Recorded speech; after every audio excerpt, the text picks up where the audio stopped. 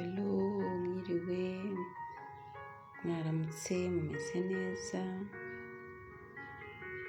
nongeye kubasuhuza, ntekereza yuko mwese mumeze neza, kandi mbaha ikaze ku Inkuru TV nanone, uyu munsi aho tugiye kurebera hamwe ubusobanuro bw'izina Charlotte, tukareba Charlotte ni muntu ki, ameze ate, ateye ate, akunda iki, turebe imibanire ya Charlotte n'abandi muri iyi society, uko imeze, uko bayifashe. Nongera rero guha ikaze abo dusanganywe mu biganiro ndetse n'abashyashya, baha ikaze, mbaha karibu, abashyashya mukore subscribe, mukande kuri iyo nzogera y'umweru kugira ngo uko Inkuru TV ibagejejeho ibiganiro bijye bageraho biboroheye. Mwibuke kutwandikira muri comment, mukore like ku biganiro tubagezaho.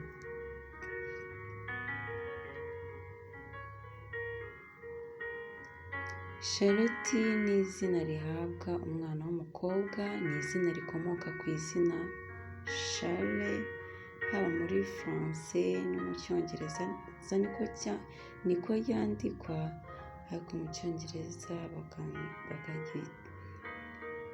riba ari Charles ku muhungu.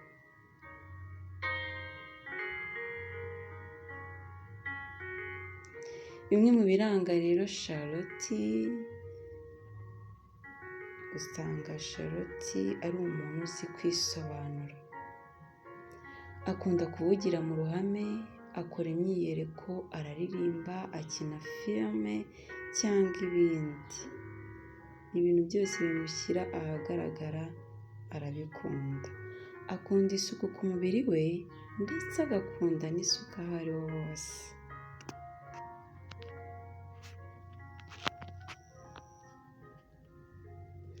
Charlotte rero usanga ari umuntu urangwa n'udushya kandi akunda ibintu by'ubugeni, kuba umunyamideli n'ibindi bikorwa byose bituma ajya ahabona akagaragara.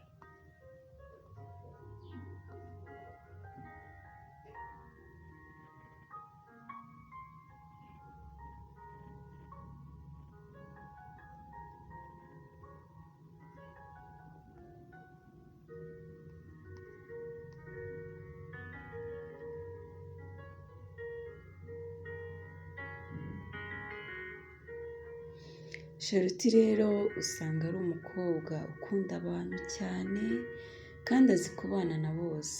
Charlotte usanga ari umukobwa cyangwa se ari umubyeyi ufite isura nziza, w'imisatsi miremire kandi abantu bakimubona baba bamaze kumukunda. Agira igikundiro cyinshi, abantu baba bakimubona baba bamaze kumukunda. Ahora mu b'imbere igihe cyose, niwe uba uyoboye igikundi cy'abantu bari kumwe, bamugirira icyizere, bakamukurikira.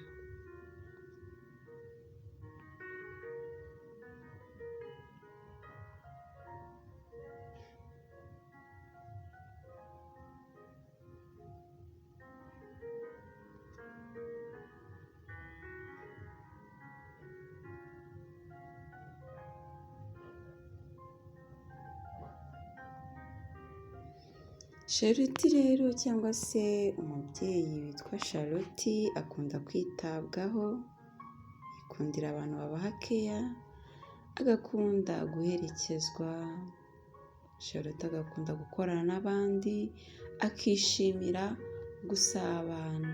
Ni umuhanga, areba kure kandi abona ibintu byose ko bizagenda neza, nta byacitse iba kuri Charlotte.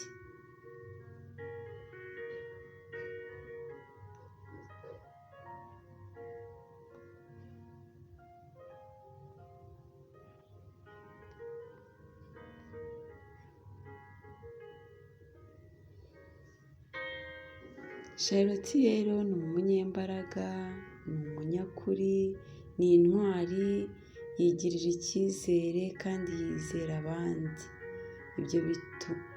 Ibyo bituma atajya asaba ubufasha, aba yumva yuko nawe ubwe yihagije.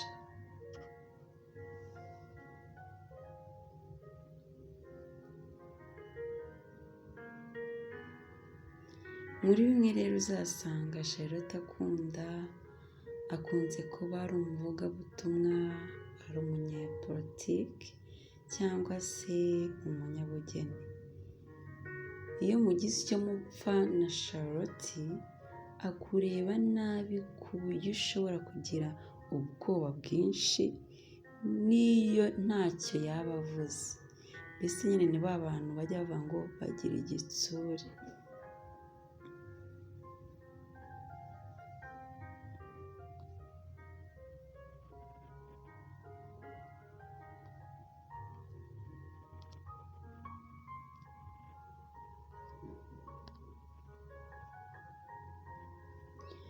Mwakoze cyane rero kuduha umwanya wanyu mukadutega amatwi mukumva ubusobanuro bwa Charlotte. Nizere ko ba Charlotte bose aho bari bakomeje kumererwa neza, barushijeho kwisobanukirwa, namwe mukareba ese koko niko meze niko nteye.